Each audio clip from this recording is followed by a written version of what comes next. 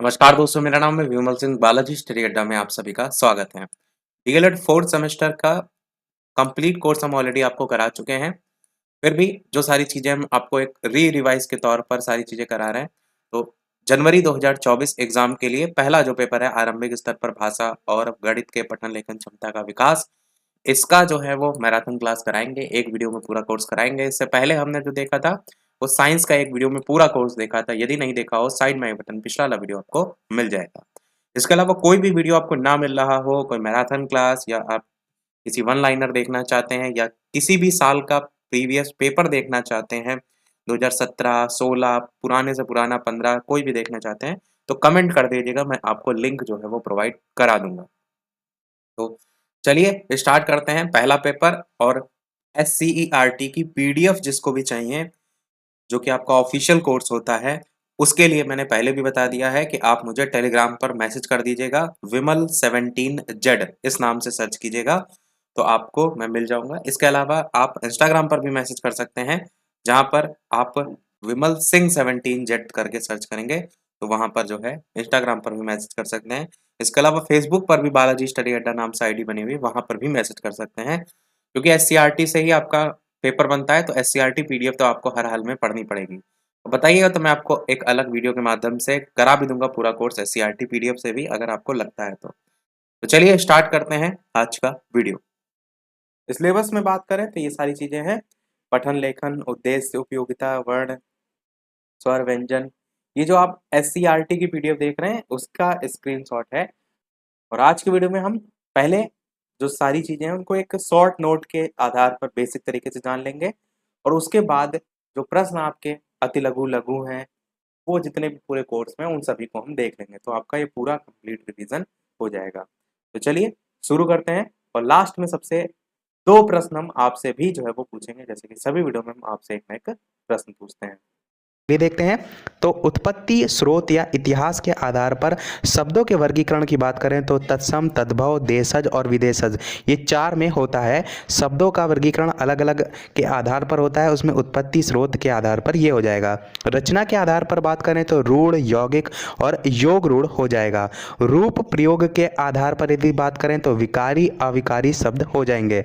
अविकारी शब्द कह सकते हैं जिनमें आप लिंग वचन इनके किसी के भी कारण जो है कोई विकार जो है उत्पन्न ना हो, तो ये आपका जो है वो हो जाएगा अविकारी शब्द। जैसे कि यहाँ पर एग्जाम्पल आज जो है मैंने लिख रखा है, ये अविकारी शब्द का उदाहरण है।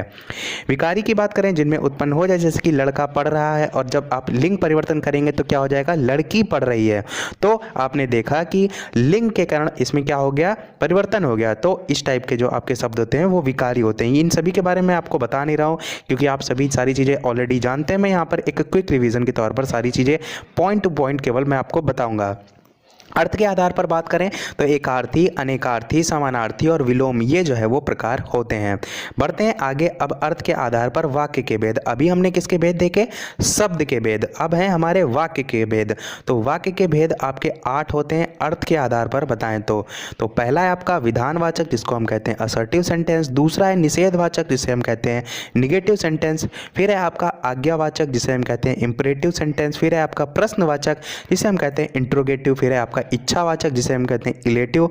फिर है आपका संदेहवाचक, जिसे हम कहते हैं सेंटेंस इंडिकेटिंग डाउट। और आपका अगला है विस्मयवाचक, जिसे हम कहते हैं एक्सक्लेमेटरी सेंटेंस। और लास्ट है आपका संकेतवाचक, जिसे हम कहते हैं कंडीशनल सेंटेंस। तो ये जो है आपके 8 प्रकार होते हैं वाक्यों का यदि अर्थ के आधार पर पूछा जाए। और इनके बारे में किसी के बारे में भी आपको पढ़ना है तो आप पॉज करके जो है वीडियो को पढ़ सकते हैं। बात करते हैं अब यदि रचना के आधार पर वाक्य के भेद आपसे पूछ लिए जाएं तब कौन से होंगे। देखिए ये सारी चीज़ें आपको हिंदी में भी हेल्प करेंगी, यूपी टेट में भी हेल्प करेंगी, और आपका आरंभिक स्तर वाला जो पेपर है उसमें भी हेल्प करेंगी। तो इनको पढ़ अवश्य लीजिएगा, हर जगह आपका हेल्प करेंगी। तो रचना के आधार पर आपका होता है सरल वाक्य या साधारण वाक्य जिनको कहते हैं। दूसरा होता है आपका संयुक्त वाक्य, और तीसरा होता है आपका मिश्रित वाक्य। तो ये 3 प्रकार होते हैं आपके यदि रचना के आधार पर वाक्यों के भेद आपसे पूछे जाएं। किसी के बारे में भी आपको पढ़ना है तो वीडियो को पॉज करके आप पढ़ लीजिएगा। बात करते हैं चलिए आगे। अब बात करते हैं लोक कथा और कहानी। लोक कथा और कहानी में अंतर पूछ लिया था काफ़ी बार, तो एक मेन पॉइंट याद रखिएगा, लोक कथा सत्य घटनाओं पर आधारित होती हैं और कहानी जो है वो काल्पनिक जो घटनाएं होती हैं उन पर आधारित होते हैं। अगर दोनों में से किसी की भी विशेषता पूछ ली जाए तो आप लिख लीजिएगा, ज्ञान की वृद्धि होती है, कल्पना शक्ति का विकास होता है, सर्वांगीण विकास होता है और छात्रों में रुचि भी जो है वो बनी रहती है। तो इस टाइप के पॉइंट आपको हेल्प करते हैं इसके बारे में लिखने के लिए। बात करते हैं चलिए अब आगे, गद्य और पद्य में अंतर। तो गद्य में कह सकते हैं विराम इत्यादि जो नियम है उनका पालन जो है वो किया जाता है, जबकि जो पद्य होते हैं उनमें नहीं किया जाता है। मैं कम ही अंतर बताऊंगा, बस आप 3-4 ही याद रखिए, वो काफ़ी होगा। गद्य में लय का उपयोग जो है वो नहीं होता है, पद्य में गति और लय की विशेष भूमिका होती है। जिनको नहीं पता है मैं बता दूँ, पद्य जो है ये आपकी पोयम होती हैं, गद्य जो है आपके लेसन टाइप के होते हैं, तो उनके आधार पर आप ये जो अंतर है वो समझ सकते हैं। अगला है, गद्य में छंद का कोई उपयोग नहीं होता है, जबकि पद्य की रचना छंदबद्ध एवं छंद युक्त होती है। बात करते हैं चलिए आगे। अब बात करते हैं द्रुत पाठ क्या होता है। तो द्रुत पाठ को हम कहते हैं शीघ्रता से पढ़ने को। सूक्ष्म पाठ के उद्देश्य यदि आपसे पूछ लिए जाएं तो व्याकरण का ज्ञान होता है, शब्दकोश में वृद्धि होती है, मुहावरे, लोकोक्ति, सूक्तियों, इन सभी का ज्ञान भी होता है, कल्पना शक्ति का विकास होता है। ये सभी पॉइंट ध्यान रखिए, अदर जो क्वेश्चन है उनमें भी आप ये लिख सकते हैं। अब बात करते हैं मौखिक अभिव्यक्ति और लिखित अभिव्यक्ति। इन दोनों में अगर बारे में पूछा जाए तो मौखिक अभिव्यक्ति आप कह सकते हैं बोलकर अपने जो भाव है उनको प्रकट करना, लिखित अभिव्यक्ति में लिखकर। तो इतनी सिंपल सी इसकी डेफिनेशन है। अब देखिए मौखिक अभिव्यक्ति में कौन कौन से साधन आते हैं, वार्तालाप, कविता पाठ, भाषण, चर्चा, परिचर्चा, ये सभी। लिखित अभिव्यक्ति में पत्र लेखन, नाटक लेखन, कहानी लेखन, आत्मकथा, ये सभी जो है आपके आ जाएंगे। बात करते हैं चलिए आगे। अब लेखन कार्य करते समय कागज और आंखों के बीच की दूरी यदि आपसे पूछी जाए तो 12 इंच या सेंटीमीटर है तो 30 सेंटीमीटर जो है वो होती है। 10 से 12 एक एवरेज माना गया, जिसमें आप 12 इंच जो है वो मान सकते हैं। इसी प्रकार 25 से 30 सेंटीमीटर जो है वो माना गया है। पढ़ते समय बात करें तो पुस्तक को 45 डिग्री कोण पर जो है वो पकड़ना चाहिए। अब कुछ ये अलग अलग व्यंजन डायरेक्ट पूछ लेते हैं, जैसे कि आपसे अंतस्थ व्यंजन पूछा जाए तो यारा लावा होता है। ऊष्म या संघर्षी की बात करें तो श, श, सा, हा होता है। उत्क्षिप्त की बात करें तो डा और ढा होता है। इसी प्रकार लुंठित की बात करें तो रा होता है और इसी प्रकार पार्श्विक की बात करें तो ला होता है। चलिए बात करते हैं आगे। इसके अलावा वीडियो पसंद आ रहा हो तो प्लीज़ वीडियो को लाइक भी ज़रूर कर दीजिएगा। हम आपके लिए अच्छे से अच्छा वीडियो प्रोवाइड करते हैं, आपके एक लाइक से हमें बहुत मोटिवेशन मिलता है, तो प्लीज़ वीडियो को लाइक ज़रूर कर दीजिएगा। तो चलिए बात करते हैं आगे। अभी और वर्ण हैं जो डायरेक्ट पूछे जाते हैं, वो मैं अभी आपको आगे भी बताऊंगा। उससे पहले बात कर लेते हैं संज्ञा के भेद। तो 5 होते हैं, व्यक्तिवाचक, भाववाचक, जातिवाचक, समूहवाचक और द्रव्यवाचक। सर्वनाम जानते हैं आप, संज्ञा के स्थान पर प्रयुक्त होने वाले जो शब्द होते हैं उनको सर्वनाम कहते हैं, जैसे कि मैं, हम, तुम, यह, वह, ये सभी जो है आपके सर्वनाम होते हैं। सर्वनाम के भेद आपसे पूछ ले जाएँ तो पुरुषवाचक सर्वनाम, निश्चयवाचक, अनिश्चयवाचक, प्रश्नवाचक, संबंधवाचक और निजवाचक सर्वनाम। विशेषण की अगर परिभाषा आपसे पूछी जाए तो जो शब्द संज्ञा अथवा सर्वनाम की विशेषता बताते हैं वे आपके विशेषण कहलाते हैं और इनके 4 प्रकार होते हैं, गुणवाचक विशेषण, संख्यावाचक, परिमाणवाचक और संकेतवाचक विशेषण। बात करते हैं चलिए आगे। अब थोड़ा सा वाचन के बारे में। तो वाचन आपके 2 प्रकार के होते हैं, एक सस्वर वाचन और एक मौन वाचन। सस्वर वाचन के प्रकार की बात करें तो आदर्श वाचन और अनुकरण वाचन होता है।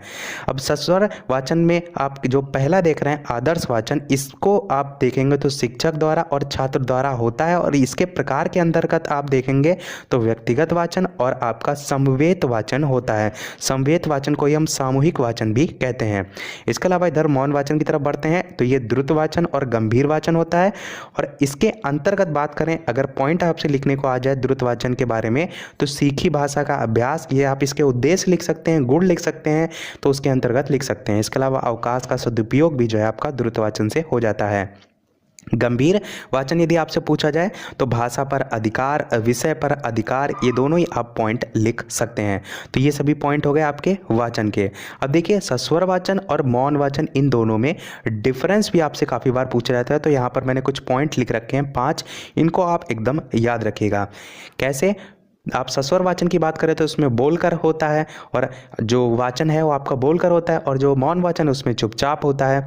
सस्वर में जो है कक्षा का वातावरण स्वरमय हो जाता है, जबकि जो मौन है उसमें कक्षा का वातावरण शांतिमय हो जाता है। आगे बात करें तो उच्चारण जो है इसमें शुद्धि के लिए होता है जो सस्वर वाचन होता है, और ये जो आपका मौन वाचन होता है वो विषय वस्तु ग्रहण करने के लिए होता है। मैं यहाँ पर चीज़ें समझा नहीं रहा हूँ, केवल और केवल पॉइंट बता रहा हूँ। देखिए, जैसे विषय वस्तु ग्रहण, हम कोई चीज़ मन में पढ़ते हैं तो जाहिर सी बात है जो विषय वस्तु है वो हम उसको अंतर अपने ग्रहण कर लेते हैं, तो विषय वस्तु ग्रहण करने के लिए जो मेन पर्पस होता है मौन वाचन का वो होता है। जबकि आप बोल कर यानी कि सस्वर वाचन में देखते हैं तो वहाँ पर उच्चारण शुद्धि की दृष्टि से होता है। आगे बात करें तो सस्वर वाचन छोटी कक्षाओं के लिए विशेषकर होता है, जबकि जो मौन वाचन है वो उच्च कक्षाओं के लिए होता है।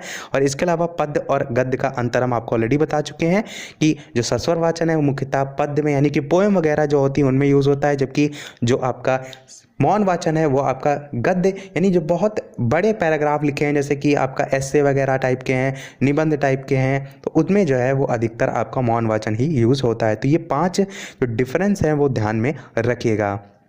बात करते हैं, चलिए आगे।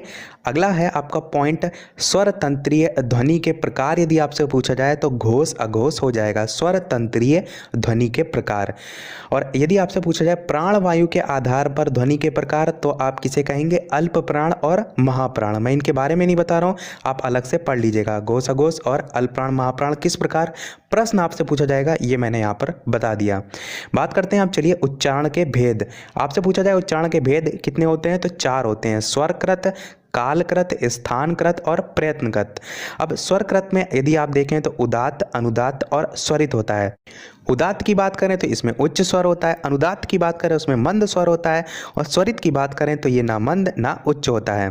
कालकृत की अब बात करते हैं तो इसके अंतर्गत 3 डिवीजन है, ह्रस्व स्वर, दीर्घ स्वर और प्लुत स्वर। तीनों के बारे में हम ऑलरेडी आपको बता चुके हैं। स्थानकृत की बात करें तो कंठ, तालु, मूर्धा, दंत, ओष्ठ, नासिक, ये सभी आपके जो डिवीजन किए गए हैं वो स्थानकृत में आता है। प्रयत्नकृत में आपके 2 आते हैं, आभ्यंतर प्रयत्न और बाह्य प्रयत्न।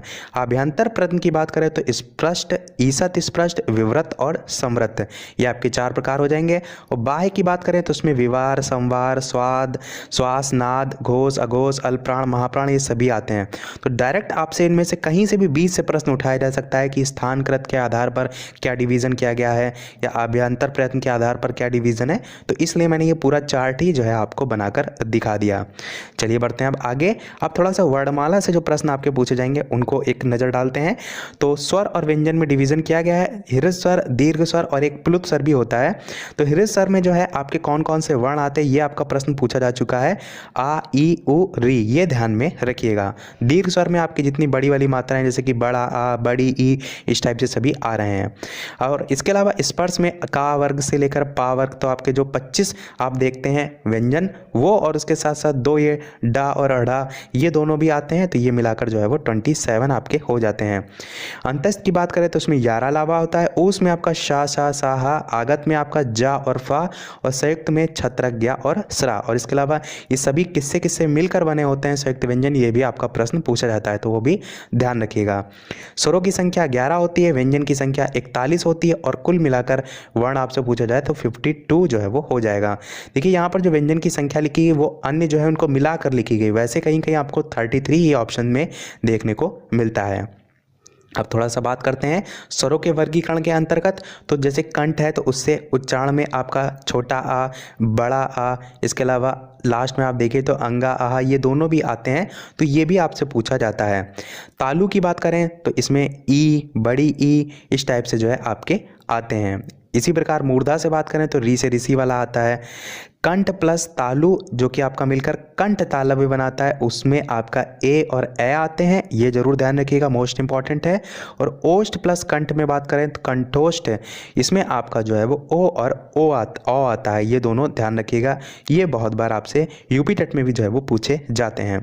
इसके अलावा ओष्ठ या ओठ की बात करें तो इसमें आपका ऊ और बड़ा ऊ आता है। तो ये आप स्वरों का वर्गीकरण जो देख रहे हैं, यहाँ से प्रश्न आपसे डायरेक्ट पूछा जा सकता है। ये री से ऋषि वाला जो है ये पूछा गया, इसी बीटीसी के पेपर में मूर्धा से आपका करके कुछ क्वेश्चन जो है था। बात करते हैं चलिए अब अगले और लास्ट हमारा विराम चिन्हों के भेद के बारे में।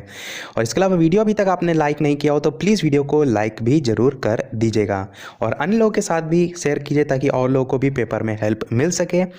तो विराम चिन्हों के भेद आपसे पूछे जाते हैं डायरेक्ट या किसी पर्टिकुलर को लेकर भी आपसे जो है वो पूछा जा सकता है। तो कामता प्रसाद गुरु ने विराम चिन्ह 20 प्रकार के जो है वो बताया। तो यहाँ पर आपको चिन्ह सभी का अवश्य से अवश्य याद रखना है, मोस्ट इंपॉर्टेंट है आपका। अल्प विराम का ये होता है, अर्ध विराम का ये होता है, पूर्ण विराम, प्रश्न चिन्ह, आश्चर्य चिन्ह जिसे हम विस्मयादि चिन्ह भी कहते हैं, निर्देशक चिन्ह डैश वाला आपका होता है, इसी को संयोजक चिन्ह, सामासिक चिन्ह भी कहते हैं। कोष्ठक की बात करें तो यहाँ पर आपके 3 प्रकार के ब्रैकेट होते हैं। ये जो आप देख रहे हैं पहला वाला ये सबसे छोटा ब्रैकेट होता है, ये आपका जो है वो मध्यम वाला ब्रैकेट होता है, ये सबसे बड़ा वाला, ये सबसे बड़ा ब्रैकेट होता है। अवतरण चिन्ह ये आपका होता है इस तरफ से सिंगल इन्वर्टेड कॉमा, उधर से लगाए, यानी कि दोनों अपोजिट हैं एक दूसरे के, तो ये आपका उद्धरण चिन्ह या अवतरण चिन्ह होता है। ये काफ़ी बार आपका पूछा भी जाता है। उप विराम या अपूर्ण विराम की बात करें तो ये होता है, इसे श्री गुरु विसर्ग के समकक्ष बताकर मान्यता देने की भी बात करते हैं।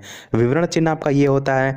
पुनरुक्ति सूचक चिन्ह देखिए ये और आपका ऊपर जो आया था अवतरण चिन्ह दोनों मिलते जुलते हैं, परंतु अंतर ध्यान रखिएगा इसमें दोनों विपरीत होते हैं, इसमें जो है दोनों समान होते हैं। लागू चिन्ह आपका इस प्रकार का होता है जैसे कि हम डॉक्टर वगैरह लिखते हैं। लोप चिन्ह आपका ये होता है जैसे कि फिल इन द ब्लैंक, जैसे खाली जगह भरो वाली आपके आते हैं। पाद चिन्ह जो है इस टाइप का छोटा डैश होता है।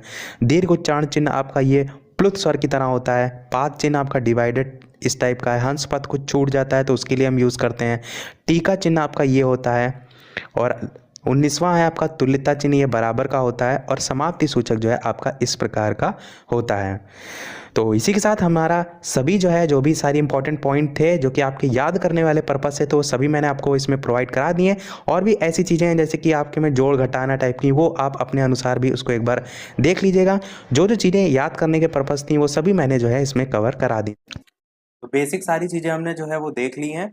अब हम इसी पर बेस्ड कैसे-कैसे क्वेश्चन आपके प्रीवियस ईयर में आ चुके हैं, वो भी देखेंगे और जितने भी आपके पूरे कोर्स में अति लघु हैं, उनको भी जो है वो हम देखेंगे ताकि एक क्विक रिवीजन भी आपका साथ में प्रश्नों का भी जो है वो हो जाए।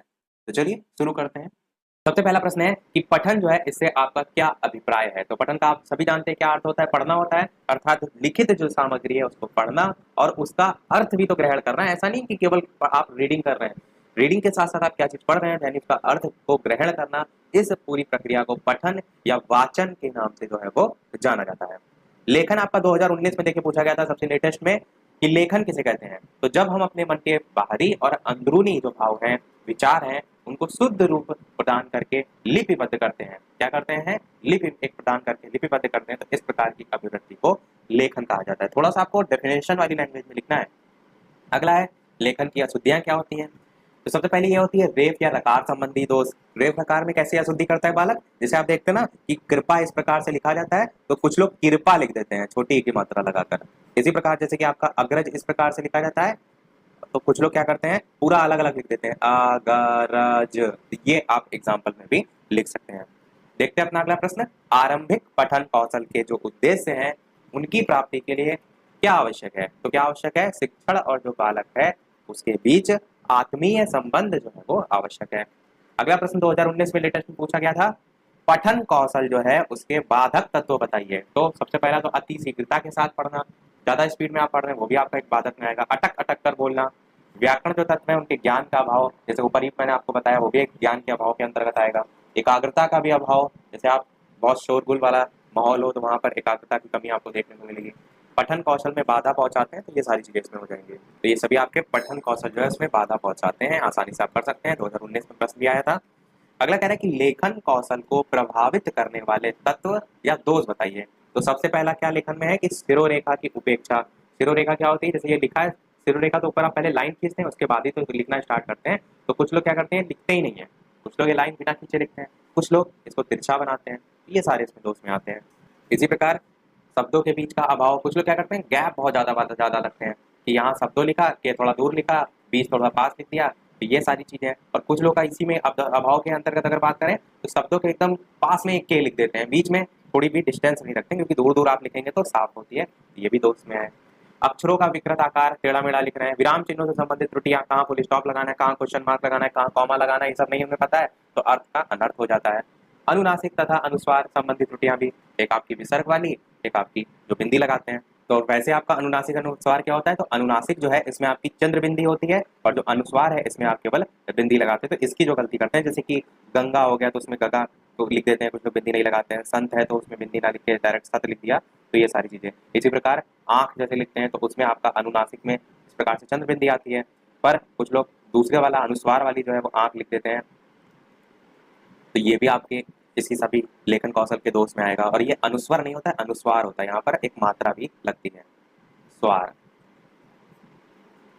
देखते हैं अपना अगला प्रश्न, वाक्य कितने प्रकार के होते हैं, तो 8 प्रकार के होते हैं। विधानार्थक, निषेधार्थक, प्रश्नार्थक, आज्ञार्थक, संदेहार्थक, संकेतार्थक, इच्छार्थक और विस्मयार्थक।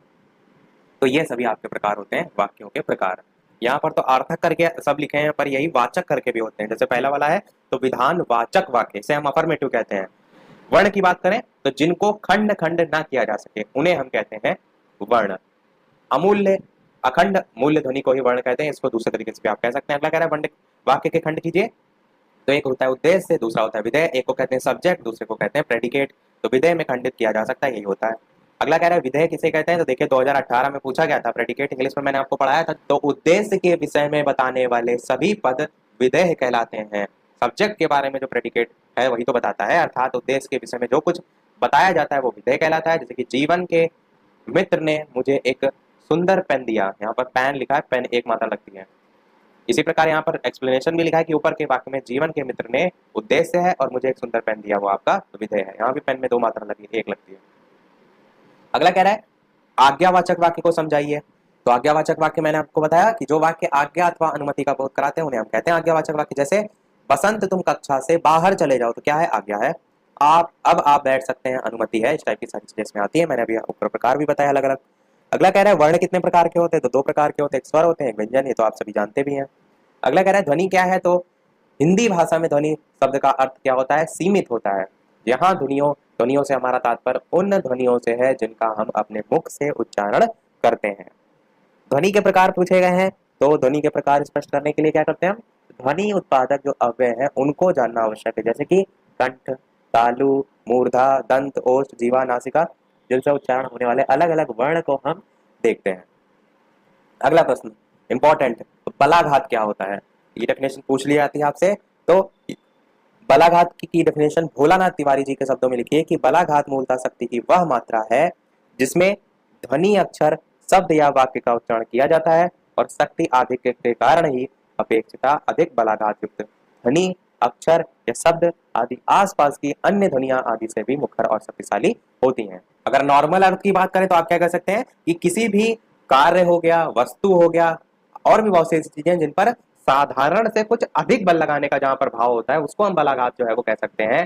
दूसरे तरीके से भी कह सकते हैं कि मन के जो आपके भाव हैं, विचार हैं, उनको या उनके महत्व को समझाने के लिए उन पर विशेष जब हम जोर देते हैं तब आपका बलाघात जो है वो होता है। अगला पूछा गया स्वराघात। 2018 में देखिए प्रश्न पूछा गया था कि सुर में उतार चढ़ाव होता रहता है। सुर आपके उच्च, मध्य तथा निम्न होते हैं। जैसे आप देखते हैं कोई वीरांगना है, उन पर कोई कविता पढ़ाई जा रही है, तो उसी लेवल पर आपके जो सुर होते हैं उसमें भी तो उतार चढ़ाव होता है कि खूब लड़ी मर्दानी वो, तो इस टाइप से स्वर का भी तो उतार चढ़ाव होता है। उसी को लेकर यहाँ पर कहा गया कि वास्तव में स्वर से तात्पर्य स्वर तंत्रियों से उत्पन्न उस सुर या आवाज से जो कभी नीची, कभी ऊंची और कभी सम पढ़ाई सुनाई पड़ती है, जो स्वर तंत्रियों के तनाव पर निर्भर होती है। क्योंकि उच्चारण के समय स्वर तंत्रियों में जब अधिक तनाव होता है तब उच्च स्वर, और जब कम तनाव होता है तब निम्न स्वर जो है वो निकलता है, और मध्यम तनाव होता है तब आपका सम या मध्यम स्वर निकलता है। फिर स्वर किसे कहते हैं, तो हिंदी भाषा में उच्चारण को शुद्ध रूप प्रदान करने में स्वरों का विशेष स्थान होता है। उच्चारण में एक मात्रा का समय जहां होता है वहां स्वर होता है, जैसे कि आ, ई, उ, और साथ में री से ऋषि वाला भी। अगला कह रहे हैं कि अनुनासिक स्वर क्या है, तो जिन स्वरों के उच्चारण में ध्वनि मुख के साथ साथ नासिका द्वारा भी बाहर निकलती है उसे हम कहते हैं। इसके लिए आप ये चंद्र बिंदु का प्रयोग करते हैं। कहीं कहीं पर सुविधा के लिए स्थान अभाव के कारण चंद्र बिंदु के स्थान पर मात्र बिंदु लगा देते हैं, और बिंदु ही लगा दिया जाता है। जैसे कि कहीं है, मैं है आदि में अनुनासिक से अर्थ में अंतर जो है वो पड़ता है। तो ये तो मैंने ऊपर अभी प्रश्न के एक्सप्लेनेशन में आपको अनुनासिक और अनुस्वार दोनों बता दिया। अगला कह रहा है कि प्रयत्न से आशय समझाइए। तो ध्वनियों के उच्चारण से होने वाले यत्न को प्रयत्न कहा जाता है। सिंपल सी डेफिनेशन है, याद रखिएगा। अगला टा वर्ग में आने वाले वर्ड, तो टा, ठा, डा, डा, डा और टा, ये सारे आते हैं, आप सभी जानते हैं। संयुक्त व्यंजन किसे कहते हैं, तो जब एक से अधिक व्यंजन एक साथ इकाई के रूप में आते हैं तब वे संयुक्त व्यंजन कहलाते हैं, जैसे कि छत्र, ज्ञा और श्रा। ये तो मैंने आपको बताया था। अगला कह रहा है स्वर के भेद बताइए, तो मुखाकृति के आधार पर, ओष्ठाकृति के आधार पर, उच्चारण के आधार पर और उच्चारण स्थान के आधार पर, इन आधार पर यहाँ पर डिवीजन जो है वो होता है। यही मैंने ऊपर बताया अभी था। अगला कह रहे हैं कि संदेश या आशय की बताइए, तो बालकों को उनके ज्ञानार्जन हेतु, व्यक्तित्व विकास हेतु माता पिता तथा शिक्षकों द्वारा कई प्रकार के संदेश समय समय पर दिए जाते हैं। ऐसे में इन संदेशों को सुनकर समझना अत्यंत आवश्यक है, क्योंकि वह इन संदेशों का अनुपालन करके ही उचित व्यवहार प्रस्तुत करते हैं। अगला कह रहा है नाटक शिक्षण क्या है, तो नाटक साहित्य का एक अभिन्न अंग माना जाता है। अवशेष अवस्था विशेष जो है उसका अनुकरण करके आनंद लेना और दर्शक जो है उसको आनंद प्रदान करना, वो नाटक कहा जाता है। ये सारी चीजें आपको पता तो सभी को है, नाटक के शिक्षण क्या होता है, बस आप उसको लैंग्वेज में कैसे लिख रहे हैं वो आपके लिए मेन है। अगला प्रश्न 2018 में पूछा गया था, कविता शिक्षण के 2 उद्देश्य। तो पहला होता है छात्रों में कल्पना शक्ति और बोध शक्ति का विकास करना। दूसरा है छात्रों को कविता जो पाठ है वो सुनने योग्य बनाना। तो 2 पॉइंट है, ध्यान रखिएगा उद्देश्य। और यही जरूरी नहीं कि आप यही पॉइंट लिखें, आप अपने आप से लिख सकते हैं। अब कल्पना शक्ति जैसे लिखा है, इसका दूसरा वर्ड रूप लिख सकते हैं कि जो छात्र है उसमें भाव ग्रहण करने की क्षमता आ जाती है, अपनी कल्पना शक्ति का विकास करने लगता है। इस प्रकार से अलग अलग पॉइंट आप अपने आधार पर भी लिख सकते हैं। अगला कह रहे हैं कि कविता शिक्षण का महत्व, तो कविता मानव को रसपूर्ण और आनंद से परिपूर्ण कर देती है। कविता मानव हृदय को प्रभावित करती है। कविता बालक में रागात्मकता का विकास करती है और सृजनात्मकता का भी तो विकास करती है। अगला प्रश्न देखते हैं कि वाक्य की प्रमुख विशेषता जो है वो क्या होती है। अब बताइए। तो सबसे एक लाइन में अच्छी तरीके से लिखा है कि वाक्य के अंदर जो भाव है उनको अभिव्यक्त करने की क्षमता निहित होती है। यही मेन आपका सबसे पॉइंट भी होता है कि जो आपका सेंटेंस है वो क्या कहना चाह रहा है, तो अभिव्यक्त करने का मतलब तो होता है अपने विचार को दूसरे के सामने प्रकट करना, तो उसकी क्षमता निहित होती है। अगला है संयुक्त व्यंजन, तो आपको पता है छत्रज्ञ और श्रा। ये आपका श्रा 2 बार लिखा हुआ है, देखिए मिसप्रिंट है, ये छा होता है, छत्रज्ञ और श्रा। अगला है कि चा वर्ण की ध्वनियां कितनी होती हैं, तो चा वर्ग में कौन कौन से आते हैं, चा छा जा जा यहाँ आते हैं। पा वर्ग, इसी प्रकार पा वर्ण की ध्वनियां कितनी होती हैं, तो आप देंगे पा पा बा भा मा। अंतस्थ व्यंजन यारा लावा, देखिए 2019 में अंतस्थ व्यंजन पूछा गया था, मैंने बहुविकल्पी में सारी चीजें आपको क्लियर कर दी थी इसीलिए।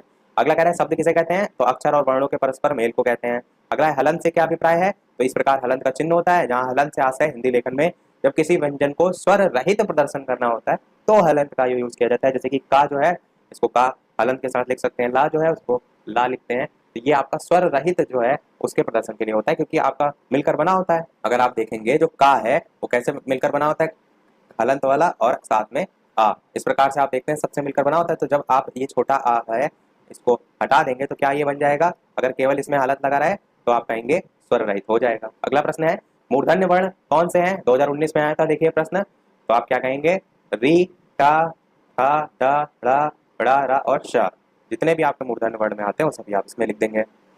अगला है संस्कृत भाषा की लिपि कौन सी है, तो आप क्या कहेंगे, नागरी लिपि जो है वो होती है। संस्कृत भाषा की लिपि नागरी लिपि आपका हो जाएगा। अच्छा, ये ऊपर वाले प्रश्न में ये चीज अवश्य ध्यान रखिएगा कि मूर्धन्य वर्ण में आपका जो टा वर्ग है वो तो आता ही है पूरा पूरा, उसके साथ साथ ये जो स्वर है री से ऋषि वाला वो भी आता है, और ये जो आपका उस व्यंजन में श श श हा आता है उसका ये वाला श आता है। तो यही 2 मेन आपके इंपॉर्टेंट है, बाकी तो आप टावर का आसानी से कर ले जाएंगे। अगला कह रहा है कि विसर्ग का आशय स्पष्ट कीजिए, तो हिंदी लेखन में विसर्ग के प्रयोग से किसी शब्द में बल प्रदान किया जाता है। यथा, जैसे कि यथा मतलब होता है उदाहरण, दुख के स्थान पर दुख लिखना, इस प्रकार से विसर्ग लिखकर आप दर्शाते भी हैं। अगला है अंग्रेजी वर्णमाला में कितने स्वर होते हैं, 5 होते हैं, ए ई आई ओ यू, आप सभी जानते हैं। अगला कह रहा है का वर्ग में कितने वर्ण हैं, तो का खा गा अंगा, आप सभी जानते हैं। अगला है स्वरों का लिखित वर्णन प्रस्तुत कीजिए, तो यहाँ पर इस प्रकार से स्वर आ छोटा बड़ा छोटी बड़ी छोटा उ री ए ओ लिखा हुआ है, इसी प्रकार की मात्रा भी आप नीचे दर्शा सकते हैं। अगला कह रहा है ध्वनि को लिपिबद्ध करने का अभ्यास कराने हेतु तो आवश्यक जो क्रियाएं हैं उसका वर्णन कीजिए, तो पहला है वर्णाकृति का ज्ञान होने पर ही बच्चों को लिखना सिखाना चाहिए। दूसरा है लिपियों में अंतर करने का ज्ञान होने पर ही अभ्यास कराना चाहिए। फिर है बालक जब शब्द चित्रों को पहचान कर वर्णों की ध्वनियों के अंतर को जो है वो समझ जाता है तभी अभ्यास कराना चाहिए। फिर आपका चित्र दर्शन और शब्द पठन का ज्ञान होने पर ही अभ्यास कराना चाहिए। तो ये सभी आपके जो है इस प्रकार से हो जाएंगे। अगला देखते हैं अल्प विराम चिन्ह बताइए, तो वाक्य में अल्प विराम ये कॉमा होता है, इस प्रकार से इसका प्रयोग वाक्य के मध्य में अर्ध विराम से कम समय रुकने के लिए किया जाता है। इस आपके जो विराम चिन्ह है उनसे भी बहुत प्रश्न पूछे जाते हैं हर बार, हर साल एक ना एक, तो इन सभी को एक बार अवश्य देख लीजिएगा। बाकी अगर प्रीवियस वाले आप देखेंगे जो वीडियो मैंने कराए हैं फास्ट रिवीजन के, उसमें मैंने सारी चीजें आपको बताई हुई थी। अगला है, अगला प्रश्न देखते हैं कि जो शब्दांश शब्द के अंत में जोड़े जाते हैं तथा नए शब्द बनाते हैं उन्हें क्या कहते हैं, तो आप सभी जानते हैं जो अंत में जोड़े जाते हैं उन्हें प्रत्यय कहते हैं, जो स्टार्टिंग में जोड़े जाते हैं उन्हें उपसर्ग कहते हैं।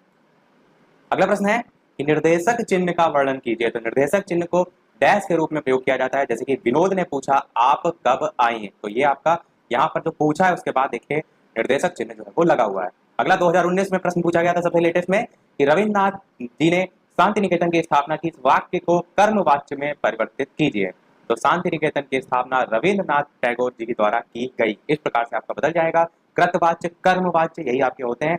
अगला देखते हैं, अर्धविराम को समझाइए। तो वाक्य में पूर्ण विराम से जब कम ठहरने के लिए हम यूज करते हैं तो अर्धविराम का यूज करते हैं। चिन्ह आपको पता होना चाहिए कि आप ऊपर इस प्रकार से बिंदी और उसके नीचे कॉमा लगाते हैं, इसका उपयोग किया जाता है, जैसे कि विवेक, हिमालय, दिल्ली आदि। यहाँ पर एग्जाम्पल आपके गलत दे रखे हैं। क्यों? ये सब तो कॉमा कॉमा लिखे हुए हैं, ये आपके एग्जाम्पल सब गलत है। आप क्या एग्जाम्पल रखेंगे कि जैसे यह घड़ी ज्यादा दिन तक नहीं चलेगी, फिर उसके बाद आप लगाएंगे अर्धविराम, फिर लिखेंगे यह बहुत सस्ती है। जब हम क्या कहते हैं, बहुत हल्का सा विराम लेना होता है, तब वहां पर हम अर्धविराम का यूज करते हैं। तो ये एग्जाम्पल आपके सब गलत लिखे हुए हैं, ठीक है। अगला देखते हैं, समानार्थी शब्द किसे कहते हैं। 2019 में आया था सबसे लेटेस्ट में कि वे शब्द जो समान अर्थ प्रकट करते हैं उन्हें समानार्थी कहते हैं। आप यहाँ पर पर्यायवाची के कुछ उदाहरण भी लिख सकते हैं। अगला कह रहा है, विपरीत अर्थ बताने वाले शब्द को क्या कहते हैं, तो विलोम कहते हैं। आप सभी जानते हैं। कुछ शब्दों के विलोम पूछे गए, जैसे कि आरोप का विलोम क्या होता है, प्रत्यारोप होता है। आरी का विलोम मित्र होता है। आज का कल, आशा निराशा। तो ये सब क्या है, विलोम शब्द आपके हो जाएंगे। अगला कह रहा है कि उद्यान तथा बंदर के समानार्थी शब्द लिखिए। तो उद्यान के समानार्थी बाग भी होता है, बगीचा भी होता है, उपवन भी होता है। बंदर के पर्यायवाची वानर होता है, कपी होता है, मरकट होता है। तो ये सभी किसके हैं पर्यायवाची, उद्यान और बंदर के। ऐसे आपसे पूछे जा सकते हैं किसी के भी, तो आपको जो मेन है एक बार रिवाइज करके अवश्य जो है वो जाना है। अगला कह रहा है कि श्रुत लेख के लाभ बताइए। श्रुत लेख आपका यहाँ पर पूछा गया। श्रुत मतलब सुनना, लेख मतलब लिखना, सुनकर लिखना। इस प्रकार से आसानी से आप कह सकते हैं। तो विद्यार्थियों की जो श्रवण प्रक्रिया है या श्रवण शक्ति आप कह सकते हैं, उसमें सुधार होता है जब सुनेंगे, जाहिर सी बात है। दूसरा आप क्या कह सकते हैं कि जो लेखन सामग्री है उसका भी विभाजन करना सीख जाते हैं। तीसरा आप क्या कह सकते हैं कि विराम चिन्ह आदि भी लगाना जो है वो सीख जाते हैं। अगला देखते हैं प्रश्न कि शुद्ध, सुडौल और आकर्षक लेखन के अभ्यास के लिए किसी एक विधि का वर्णन यहाँ पर पूछा गया है। तो चित्र विधि यहाँ पर लिखी गई कि इस विधि में वर्ण से प्रभावित होने वाली जो वस्तु है उसका चित्र बनाया जाता है। जैसे कि का के लिए आप कलम बना दीजिए, गा के लिए आप गमला बना दीजिए, घा के लिए घड़ा बना दीजिए, पा के लिए पंखा बना दीजिए, ता के लिए तराजू, चा के लिए चक्की आदि। इस प्रकार खेल खेल में बच्चों को वर्ण रचना सिखाई जा सकती है। हिंदी के प्रत्येक वर्ण के लिए अलग अलग चित्र उपलब्ध है। जैसे कि जैसे ही विद्यार्थी वर्ण लिखने में निपुण हो जाएगा, उसे मात्रा लिखने की शिक्षा जो है वो दी जा सकती है। आप देखते हैं छोटे बच्चों की जो पुस्तक होती है उसमें इसी प्रकार से पूरा एक पन्ना होता है, उस पर एक खाली वर्ण लिखा होता है, उस पर लिखा होता है का से कलम। वही चीज है चित्र विधि आपकी। अगला कह रहा है सम संख्या क्या है, इवन नंबर। तो आप क्या कहेंगे, दो संख्या दो से पूर्णतः विभाज्य हो जाए, सम संख्या कहलाती है। 2 4 6 8 इस प्रकार से आप कह सकते हैं। विषम संख्या ऑड नंबर क्या होती है, तो 2 से पूर्णतः विभाज्य ना हो विषम संख्या, जैसे 1 3 5। इसी प्रकार आपकी आगे भी हो जाएंगी। अगला कह रहा है अपरिमेय संख्या क्या है, ये आपको पता होना चाहिए। इर्रेशनल नंबर किसे कहते हैं, ऐसी संख्याएं जिन्हें हम p अपॉन क्यू मतलब p अपॉन क्यू इसके रूप में नहीं लिखा जा सकता, वो आपकी अपरिमेय संख्याएं कहलाती हैं। यहाँ पर एग्जाम्पल भी कतई बेकार दिए हुए हैं, 5 7 ये सब एग्जाम्पल आपके बिल्कुल आप नहीं लिखेंगे। आप क्या लिखेंगे, जैसे कि आपका अल्फा हो गया, बीटा हो गया, गामा हो गया, इस टाइप के आप अपरिमेय संख्या में लिखेंगे। अगला देखते हैं प्रश्न, सहभाज्य संख्या क्या होती है, को प्राइम नंबर्स। तो वैसी संख्याओं का युग्म जिसका महत्तम समापवर्तक यानी कि जो एचसीएफ है वो 1 हो और सह अभाज्य संख्या वो कहलाती है, जैसे 5 6 8 9 ये सारी चीजें आपकी हो जाएंगी। अगला कह रहा है रामानुजन संख्या बताइए। तो आप क्या कहेंगे, वैसी लघुत्तम प्राकृत संख्या जिसे 2 अलग अलग घन संख्या के रूप में लिखा जा सके रामानुजन संख्या कहलाती है। इसको ध्यान से समझिए। जैसे कि 1729 को अगर आप देखें तो 1729 को आप 2 संख्याएं ऐसी लीजिए जिनके घन के योग के रूप में आप इसे लिख सकते हैं। तो 10 का क्यूब कितना होता है, आप कहेंगे 1000 होता है। 9 का क्यूब कितना होता है, तो आप कहेंगे 729 होता है। 9 9 81 और 81 इंटू 9 729। तो इन दोनों का जोड़ आपका 1729 आएगा। तो ये आपका एक तरीके से लिख सकते हैं। दूसरा तरीका क्या है, 12 का क्यूब करेंगे तो आपका कितना होगा, आपका 1728 होता है। तो आप क्या लिखेंगे 1728 और प्लस 1 का क्यूब 1 ही होता है, प्लस 1 तो 1728 एक जोड़ेंगे 29 आ जाएगा 1729। ये भी तो कहने का मतलब क्या है, ऐसी लघुत्तम प्राकृत संख्या जिसे तो अलग अलग जो घन संख्याएं हैं इसके योग के रूप में लिखा जा सके उसे हम रामानुजन संख्या कहते हैं। अगर आपको याद होगा तो डीएलएड 4th सेमेस्टर का जब मैं आपको चैप्टर वाइज कोर्स अभी 2020 के लिए करा रहा था अभी कुछ दिन पहले, तो वहां पर ये रामानुजन संख्या मैंने आपको और एग्जाम्पल के जरिए भी बताई थी। अगला देखते हैं प्रश्न, परिमेय संख्या क्या है, एक उदाहरण देकर समझाइए। तो आपका 2018 में पूछा गया था। देखिए आपका जो सब्जेक्ट है वो आपका यहाँ पर मैथ के प्रश्न क्यों पूछे जा रहे हैं, इसलिए क्योंकि आपका सब्जेक्ट का नाम ही है गणित के पठन लेखन क्षमता का विकास, इसीलिए। परिमेय संख्या क्या होती है, रेशनल नंबर। तो ऐसी संख्या जिन्हें p अपॉन क्यू के रूप में लिखा जा सके वे होती हैं। और शर्त क्या है, जो p अपॉन क्यू है इसमें जो नीचे वाला मान है ये शून्य के बराबर नहीं होना चाहिए, क्योंकि जब आप शून्य के बराबर लिख देंगे तो उसका मान अनंत हो जाता है। जैसे 5/4 आपकी परिमेय संख्या है, -1/6 2 सही 1/4 इस टाइप से आपकी हो जाएंगी। 2 भी आपकी -5 भी इस टाइप से आप समझ सकते हैं। अगला है पूर्ण संख्या किसे कहते हैं, इंग्लिश में क्या कहते हैं हमसे, होल नंबर। तो जीरो सहित प्राकृतिक संख्या के परिवार को पूर्ण संख्या कहते हैं। देखिए 1 से लेकर 2 हो गया, 3 हो गया, इस प्रकार तक अनंत तक आपकी जो संख्याएं होती है वो होती है प्राकृतिक संख्या। जब इसमें शून्य को भी शामिल कर दिया जाता है तब आपकी ये पूर्ण संख्या यानी कि होल नंबर बन जाते हैं, वही यहाँ पर लिखा है। अगला कह रहा है जोड़ किसे कहते हैं, तो जब हम एक संख्या में दूसरी संख्या को मिलाते हैं तो उसे जोड़ कहते हैं। आसान सा क्वेश्चन है। अगला है 36 जो है उसमें से 19 को घटाइए, तो 36 में 19 घटाएंगे 17 आप आसानी से कर सकते हैं। 7 8 9 से इसको घटाना है, ये भी आप आसानी से कर सकते हैं। अगला है जोड़ के अध्यापन में ध्यान देने हेतु महत्वपूर्ण तथ्य बताइए। तो सबसे पहला क्या है कि प्राकृतिक वस्तुओं के रूपों को उदाहरण स्वरूप भी प्रयोग करना चाहिए। होता है ना, हम कहते हैं कि बेटा ये देखो तुम्हारे पास एक पेन है, मैंने तुम्हें एक पेन और दे दिया, अब तुम्हारे पास कितने पेन हो गए, तो हमने क्या किया, प्राकृतिक वस्तुओं को लेकर उसे जोड़ सिखाया, वही लिखा है यहाँ पर। दूसरा कह रहा है प्राथमिक जो जोड़ संबंधित तथ्य है उनका पूर्ण ज्ञान अत्यंत जरूरी है, बेसिक मजबूत होगा तभी वो आगे समझ पाएगा। स्थानिक मूल्य के समुचित ज्ञान के लिए जोड़ की प्रक्रिया का उचित प्रकार से समझ भी आना मुश्किल है। इसी प्रकार जोड़ सक्रिया जो है उसको विभिन्न मनोरंजक विधियों की सहायता से सिखाना चाहिए, बच्चे का इंटरेस्ट बना रहे। प्राथमिक जोड़ को सिखाने के लिए बच्चों को जोड़ संक्रिया से संबंधित उदाहरण तथा जो दृष्टांत है उसका चित्र सहित भी अध्ययन कराना चाहिए। देखते हैं अपना अगला वीडियो का, आपने अभी तक लाइक ना किया हो, इतनी सारी अच्छी इन्फॉर्मेशन हम आपको प्रोवाइड करा रहे हैं, तो एक लाइक तो आपका वीडियो पर बनता ही है। तो वीडियो को लाइक अवश्य कर दीजिएगा। सभी लोग चैनल पर नए आए हो तो सब्सक्राइब करके जुड़ अवश्य जाइएगा। घटाने की प्रक्रिया है उसे हम कहते हैं घटाना। क्या है, किसी एक संख्या में दूसरी संख्या कम करना घटाना है। गुणा क्या है, तो आप कहेंगे जोड़ की आसान विधि गुणा होती है, क्योंकि एक ही संख्या को बार बार जोड़ने की क्रिया गुणा का रूप ले लेती है। कहने का मतलब क्या है, जैसे कि 2 का पहाड़ा देखते हैं, 2 दूनी 4, 2 तिया 6, 2 चक्कू 8, इस टाइप से। 1 मिनट, 2 4 6 8। अब यहाँ पर 2 से यानी 2 2 जा 4 होता है, तो दोबारा इस नेक्स्ट वाली संख्या पे क्या किया आपने, 2 ही तो उसमें जोड़ा, तभी तो आपको अगली संख्या प्राप्त हुई। इसी प्रकार आप देख रहे हैं फिर से आप 2 जोड़ रहे हैं, तभी तो आपको अगली संख्या प्राप्त हुई। वही लिखा है कि जोड़ की जो आसान विधि होती है उसी को गुणा कहते हैं, क्योंकि एक ही संख्या को बार बार जोड़ने की क्रिया गुणा का रूप ले लेती है। जैसे कि 13 का आपको पढ़ा आता है, तो 13 दूना 26 होता है, 13 तिया 39 होता है, तो आप क्या करिए 13 13 जोड़िए, आपका उससे आ जाएगा। कि एक अंक वाली संख्या से गुणा समझाइए, तो सिंपल सा है, आप सभी जानते हैं। जैसे यहाँ पर 22 को 4 से किसी भी संख्या को आप गुणा करके दिखा सकते हैं। एक अंक वाली संख्या से गुणा लिखा है, तो ये चीज ध्यान रखिएगा, जिससे आप गुणा कर रहे हैं वो आप एक अंक की संख्या लें। तो यहाँ पर इस प्रकार से गुणा करके दिखा देंगे। ये भी आप दिखा देंगे कि ये जो पहला वाला ये इकाई है, बाद वाला दहाई है, इसको आप गुणा करेंगे तो यहाँ पर ये मान जो है वो आ जाएगा। इसको यहाँ पर लिखा भी गया है थोड़ा सा और डिफाइन करके कि 8 दहाई बराबर 80 इकाई, 80 इकाई प्लस 8 इकाई। यहाँ से आपको दोनों सेक्शन अलग अलग है। 8 दहाई 80 इकाई के बराबर होता है, और 80 इकाई प्लस 8 इकाई मिलकर आपका 88 इकाई। इसी को जो है इस प्रकार से लिखा गया है। आंसर तो आपका 88 आएगा, वो आप समझ सकते हैं। यहाँ पर एक चीज ये भी लिखा गया है कि एक अंक वाली जो संख्या उसे गुणा बिना हासिल करके करना है। तो यहाँ पर जो गुणा करने के बाद आ रहा था जैसे 4 टू द 8, तो कोई हासिल ऊपर नहीं आना चाहिए, यानी कि संख्या आपको ऐसी छोटी ही माननी है। इस चीज का भी ध्यान रखिएगा। अगला प्रश्न है, 2 अंकों वाली संख्या को 2 अंकों की संख्या से किस प्रकार गुणा जो है वो किया जाता है।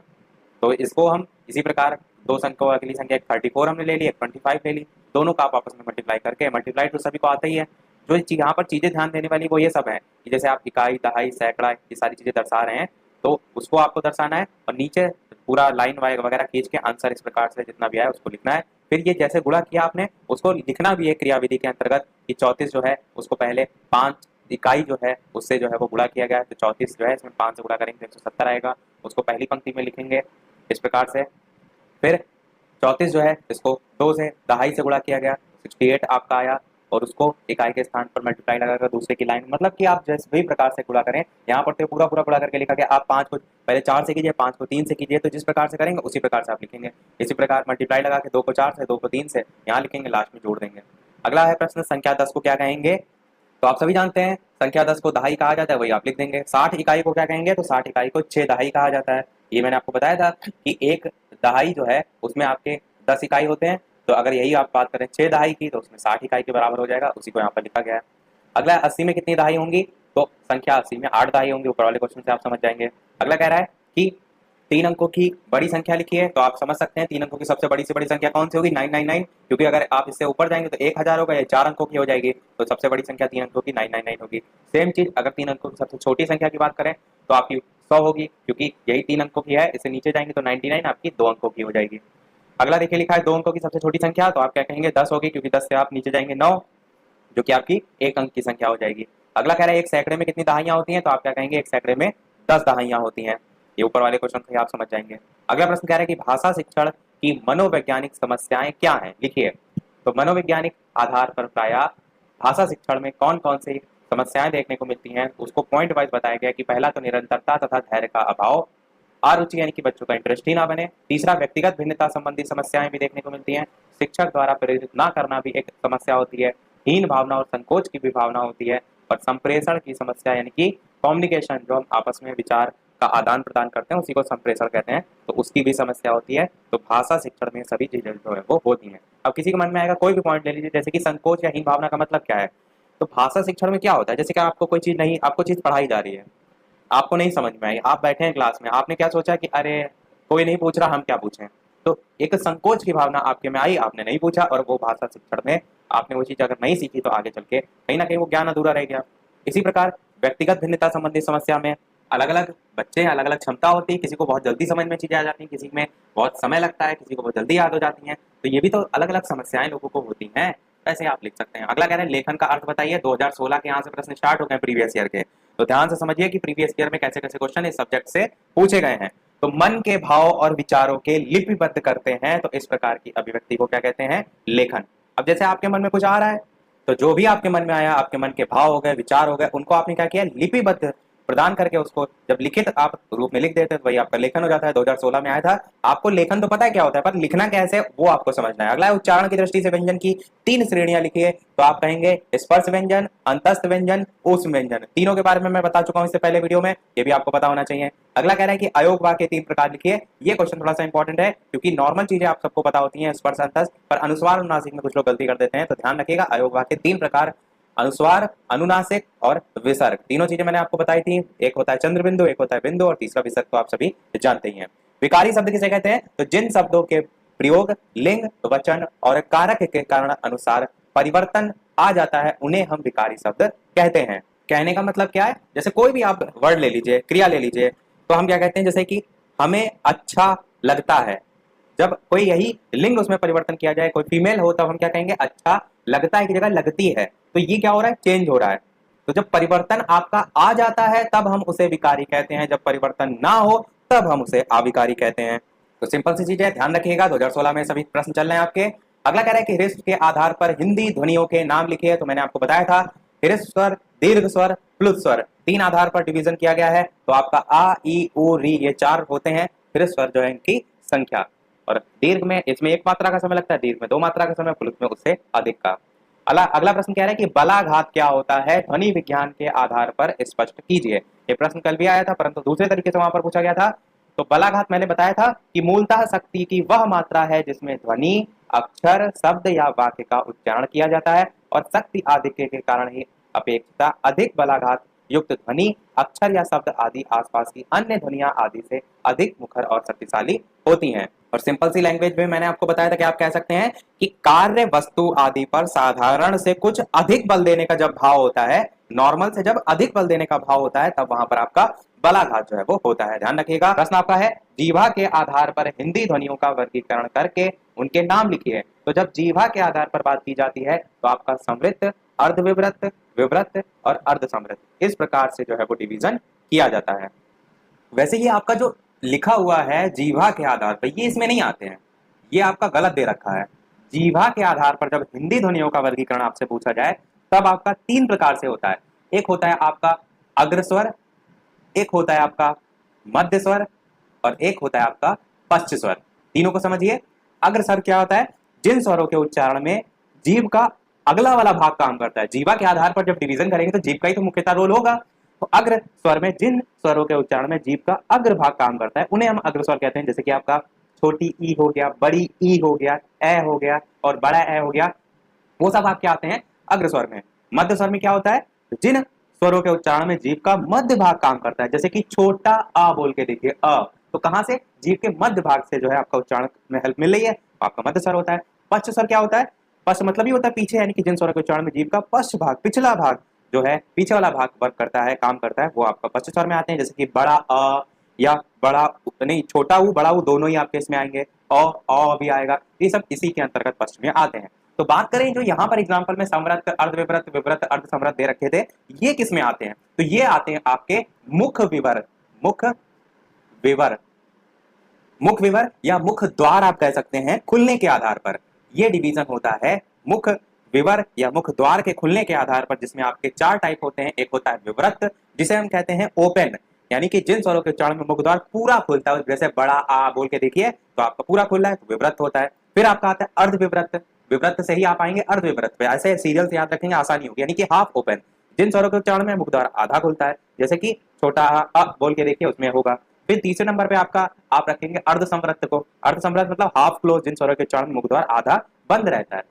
तो आपका ए और औ यहाँ पर जो एग्जाम्पल दे रखे हैं इनको जरूर ध्यान रखिए। तो ए और औ हो जाएगा, तो ये आता है किसमें, अर्ध समृद्ध में। और इसी प्रकार अगर बात करें समृद्ध की, तो ये होता है क्लोज, जो कि आपका जिन स्वरों के उच्चारण मुख द्वारा लगभग बंद रहता है। जैसे कि आप छोटी ई बोल के देखिए, ई, बड़ी ई, ऊ, बड़ा ऊ, तो ये सब समृद्ध में। एग्जाम्पल से बहुत पूछ रहा था, तो ये ध्यान रखिएगा, ये जो डिवीजन लिखा हुआ है ये मुख द्वार या मुख विवर के खुलने के आधार पर है, जीवा के आधार पर आपका अग्र स्वर, मध्य स्वर, पश्च स्वर होता है। और भी डिवीजन होते हैं, मैंने आपको बताया था, मात्रा काल या उच्चारण काल के आधार पर जब आपसे डिवीजन कहा जाए तब आप कहेंगे, जो अभी हमने देखा था, हृस्व स्वर, दीर्घ स्वर और प्लुत स्वर, ये होते हैं मात्रा या उच्चारण काल के आधार पर। इसके अलावा एक और होता है ओठों की स्थिति के आधार पर, तो आप क्या कहेंगे, अवृत्तमुखी और वृत्तमुखी। अवृत्त मतलब जिन स्वरों के उच्चारण में ओठ जो होते हैं वो वृत्तमुखी या गोलाकार नहीं होते हैं, उन्हें हम कहते हैं अवृत्तमुखी या वृत्तमुखी में जिसमें हो जाते हैं गोलाकार।